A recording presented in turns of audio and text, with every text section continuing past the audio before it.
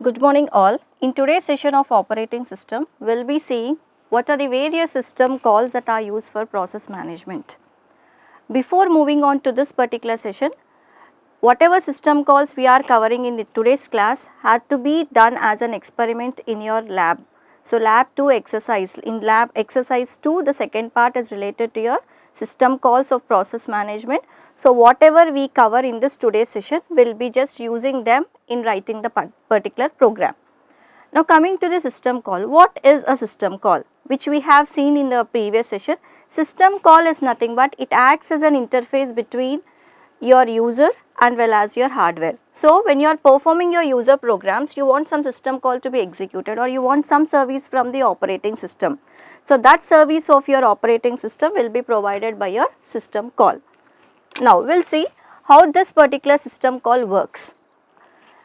This is your user space and that is your kernel space. As we all know, kernel is nothing but your component of an operating system which provides the operating system services to the user.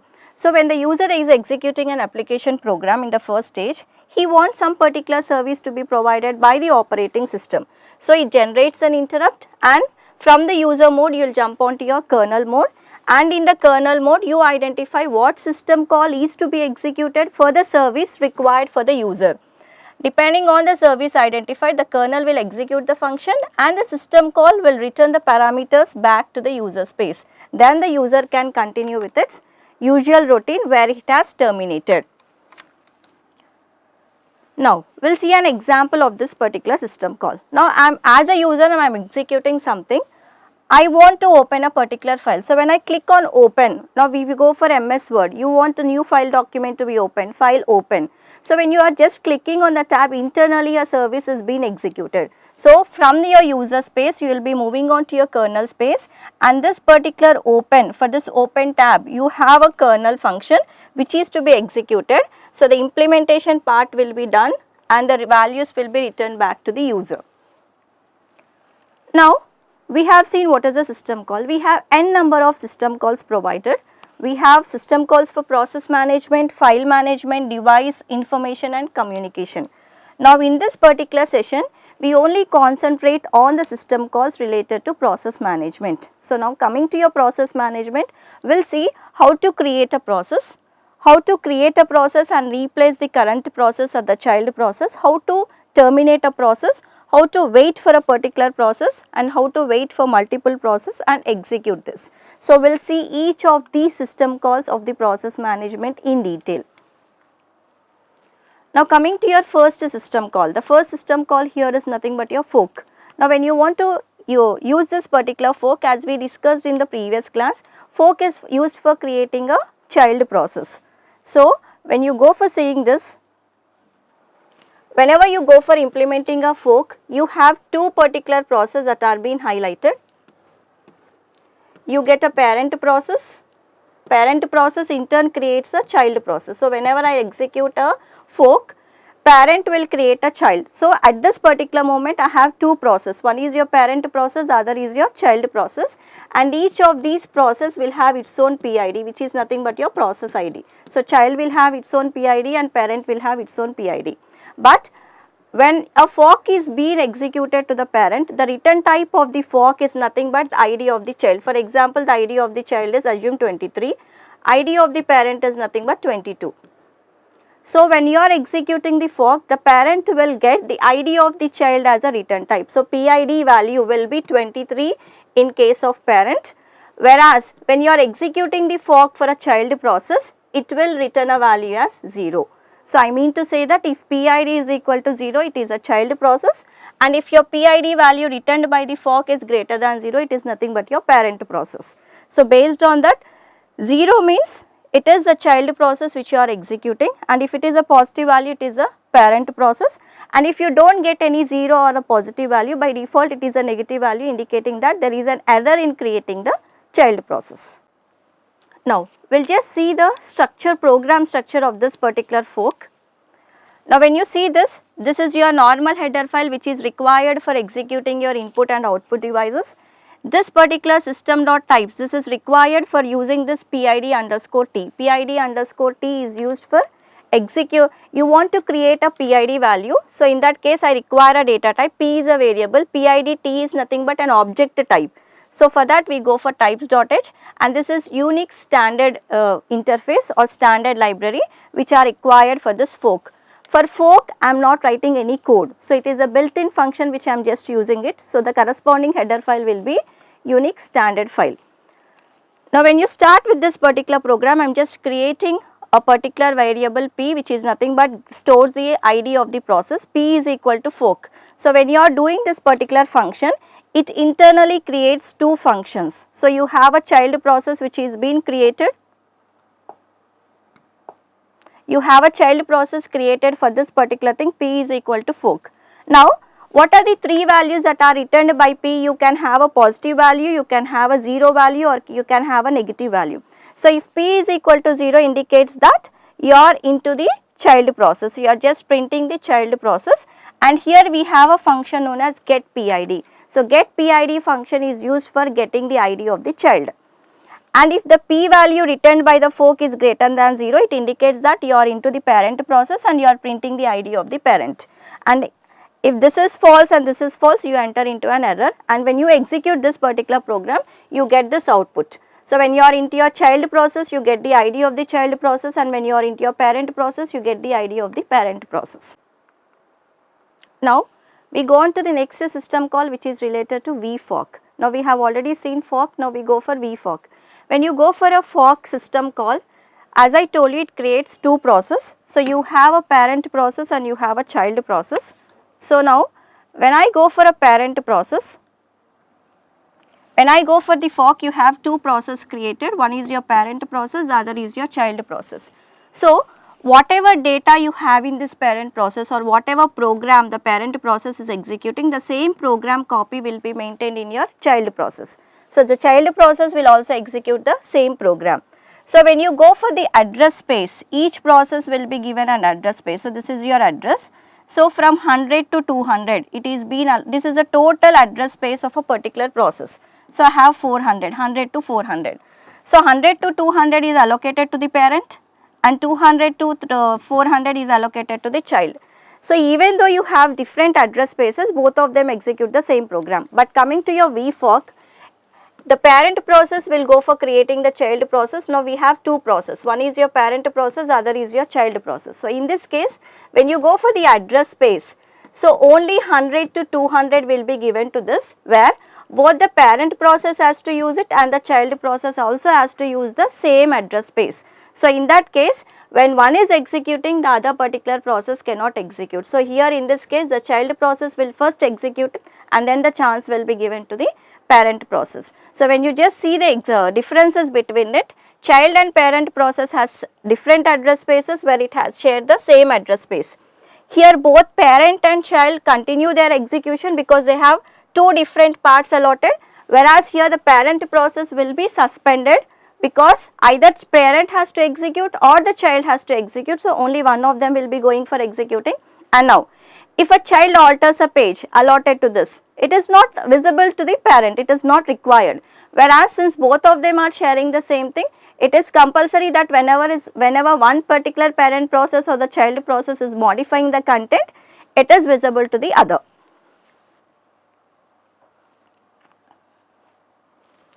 Now we will go for seeing the sample program here. I will just tell you the syntax. We will be just using it as P is equal to fork, vfork, where it returns the same three values, either 0, greater than 0 or less than 0. 0 means it is the child process, and if it is greater than 0, it is the parent process, else it just prints you as failed. Now in this particular case, if you just see the output of it, here the child process will first execute continued by the parent process, whereas when you go for your fork, it is not determined whether you get your parent process first or child process first. It is up to the processor which one it selects. If it selects the parent, parent will be executed first. If it selects child, child will be executed first. Whereas in this particular case, only the child process has to execute first. Now we will move on to the next system call, which is nothing but wait. Now I have created using a fork, I have created a child process where both of them are executing simultaneously. But I don't want that to happen. I want my parent process to wait till the child process has completed its execution. So in that case, I go for PID underscore T wait and the status, and this indicates what is the status of your child process when it has terminated, and you get the ID of the child process, and this will be executed by your parent process. Now when you just see this, if P is equal to 0, you write the code in your child process, and if P is greater than 0, you write it in your parent. This is your child process and this is your parent process, and in parent process I am including it as wait of null. Here you need not give any status value. This particular wait will make the parent process to wait till the child has executed. So once it has been exited, the value of your child, the ID of your child will be given as an output of this particular wait process. Now coming to your next one, which is nothing but your wait PID. In wait PID, there only one parent was waiting for a child process, whereas when you go for wait PID, I have one parent process as you all know, but I have multiple child process. So here I designate for which particular child I am waiting for. So if you go for wait PID of child 1, it indicates that this parent process will wait till child 1 has completed its execution. Once the child 1 has completed the execution, parent can continue the execution and gets terminated, but it is least bothered with the termination of the remaining two childs. So wait PID will be used in a case where you have multiple children and the parent has to wait for a single children. Now coming to the syntax of this particular thing, you have wait PID and the return type of wait PID is ID of the process for which you are waiting for, and here it indicates the ID for which you want to wait. You have to designate the ID of the child for which the parent has to wait, and you have to even indicate the status if you want to know what is the status of the child when it has terminated. So the output value will be stored in this, and you have different options which are used for flag. So both of them can be just represented with null in place of status, and you can just represent 0 in case of options if you do not want to include anything. But keep it in mind, wait PID input is the ID of the child for which you want to wait, and once you have done with that, it goes for giving an output of the child which has got terminated. Now these are the different options which are available if you want to know which particular process has terminated in between and again continued, or if you want to know which process has terminated its execution. This indicates that if you want to know which process has terminated its execution, and here you wanted to know the status of the process which has been executed completely. So these are the optional flags which can be included in the third argument. If you do not want to include, you can just replace this with a 0. And the return type of this is nothing but the ID of the process that was terminated. Now I did not write the total part of the program, since here I want to go for creating two children.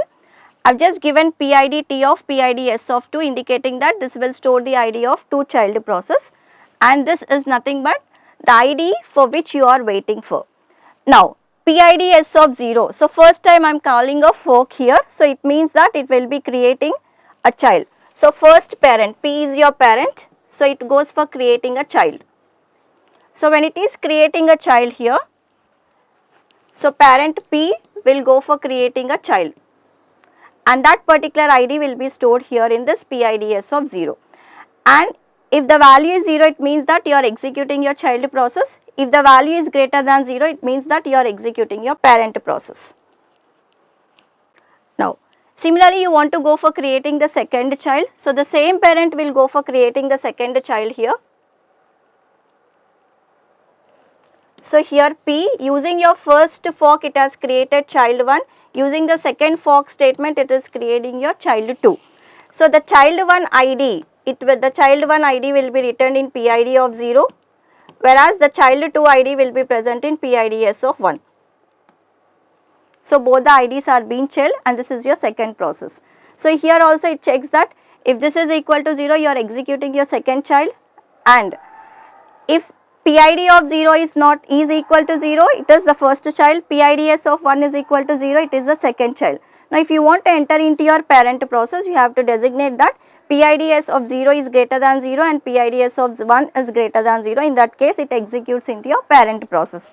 And when you are executing into your parent process, just see here, wait PID of, you are writing wait PID, you are making a parent to wait, you are making a parent to wait, and here PIDS of 1 means that you want a parent to wait for the second child, and I don't want to include anything in case of the status, and the last parameter in case of options, I don't want to include any of the options which among the 3 which I have mentioned. So this will execute it. So now when you see the output of this particular thing, the first child is being created and the ID is 119, and the first child is completed its execution. Second child ID is 120, it also done. Now the parent is proceeding after the execution of the second child, and what is the PID value? It is returning 120 because it was waiting for your second child. Now we move on to the last function, which is nothing but execute. So when I already told you, using a fork you create a parent process and a child process, and both the parent and the child process are executing the same program. But here when you are going for execute, I just want to change the pattern of the child process. I don't want my child process to execute the same program as that of the parent. In that case, will not use it as EXEC. These are the different variations of your EXEC. These are the family of your execute functions. We can go for using any of those execute functions. So now let us go for an example here. As you all know, I created a process and you get an ID. If it is equal to 0, it is a child process. Now when I am entering into the child process, I want to change the process that is being executed by the child. I don't want my child to execute the same process of that of a parent. So in that case, we go for EXEC execute. L here stands for listing. So here you go for specifying the path of the program which you want to execute. The first one indicates the path. The second one indicates the name of program which you want to execute, and the third is indicating that it is end of your argument, so you can specify your null. So in that case, the child process will execute the program. What is that program? LS. LS program will be executed by the child process, but it will not execute the parent process program. So when I execute the program, you get the parent process waiting and you get the parent process ID. And the parent process, what is the program is executed by your parent process? LS means listing. So these are all the files that are being listed when you execute this particular program. So when you are seeing this output of all these system calls, the output of the system calls will be changed depending on the processor. So if the processor executes the child first, you get the output of the child. If the processor executes the parent, you get the output of the parent. So the output, there will be a variation in the output. You don't stick to the same outputs which are being displayed. So based on this knowledge, you have to do your second exercise in your lab experiments. Thank you.